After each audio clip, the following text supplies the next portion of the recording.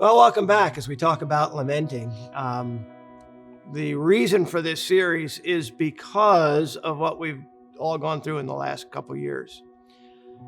Many have said that the pandemic became a hinge point for our culture, for the world, and for the church, where things afterwards are very different than they were going into it. I've expressed that the pandemic was an accelerator, it was a disruptor, but it also was a revealer of some things that were present and in the church and in the culture that maybe we didn't want to admit were there. Have you seen that? I'm not sure if this is totally appropriate, but even predating that, Bruce, is just reminding ourselves that we live in a secular culture. So we have pastors and church leaders that are guiding churches in a context that's no longer necessarily friendly to the historic Christian orthodoxy. So that was, leading up to COVID pandemic. And to me, I like your term of revealer. I think it revealed some of our immaturity. We had factions. If you were anything like, if the rest of our churches were anything like some of our local churches, left and right, vaxxers, no vaxxers. That whole idea of polarization, we choose up sides. And we have, church friends splitting and family splitting. And then the pastors, we're trying to figure out, how do you manage through this new normal with online stuff, and you're losing track of people and all this kind of thing. Very distressing.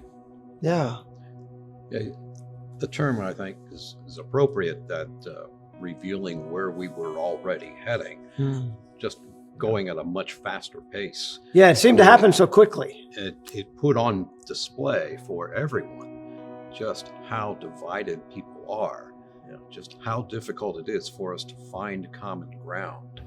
And I think in some sense, all of that is the product of the philosophical tenor of the age, which devalues truth, or devalues even the existence of a truth that isn't simply a play on power or a grab for power and then imposing one's view when one has the power.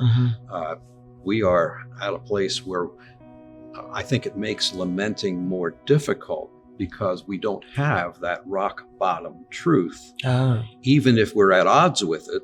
And it's one thing, as we discussed before, to have this belief that there is a God with this character, with a loving, caring character, and yet life stinks. But if you take that away as your grounding point, as your starting point, and you have nowhere else to go, then the kind of malaise, confusion that we see is bound to happen. A few years ago, I was at a church preaching about peace. And after the service, a layperson came up to me, and this was before the pandemic, before really the politicization of so much. But he said to me, I think our country is addicted to anger. If you aren't angry about something, it's almost like something's wrong with you. Do you see that? Yeah, absolutely. The trick with anger is we get angry about something that's wrong, but there's various dimensions of anger. Sometimes we get angry because we're irritated, and that's when we have to check ourselves. Sometimes we get angry because of the circumstances we grew up in, but there is such a thing, as you folks would know. There's a righteous anger. We should be angry that innocents are being killed somewhere around the world right now, but you need to distinguish that variation of anger to be angry at the right thing. So how do you do that? Well, it's easy. It's just several steps here, Bruce. You need to be discerning. You need to be thoughtful. You need to be self-aware, and those kind of things, or else your minor irritations are going to take on a life of their own, and it's not justifiable. And there has to be some kind of a grounding, as talked about before. Right. Yeah. Some kind of a grounding in truth. Otherwise, the anger is all on a level plane, and there's no way to distinguish, That's because right. if you don't have some kind of a centering truth or idea of what that truth is, then the ordering of the irritations and the disappointments and the outright tragedies all get onto a level field, and we don't know how to, in fact, balance any of those and how to prioritize. So then they would all take the same level and result in the same kind of anger, which people would see as being very odd. Yes. It's analogous to everything being a crisis. If everything's a Yes. crisis, well, there is no crisis. And Ken, I think I like one of the things that you had implied. Lament kind of implies that we are appealing to God. We're basically complaining, Mm-hmm. but we're appealing to God to be who we believe him to be, which is ultimate truth. And so, but lament just doesn't stay there. It appeals to God to be who we know him to be. It's different than grieving without God in the midst. It's Yes. much different. And it's admitting, as we talked about previously, it's admitting this hurts. Yes. And I don't like hurting. Yes. Right. No. Yeah. I grab an aspirin before I have a headache. My wife laughs at me about that, but I do. I might get a headache. I better take an aspirin. I don't want to deal with the pain. I bought M. Scott Peck's old book, The Road Less Traveled, simply for the first phrase in the book. Life is difficult. And if we can allow that to embed on us, we can realistically look at pain and suffering as a part of life too, even in America.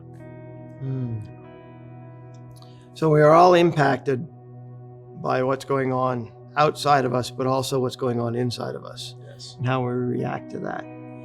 And again, we have to own that.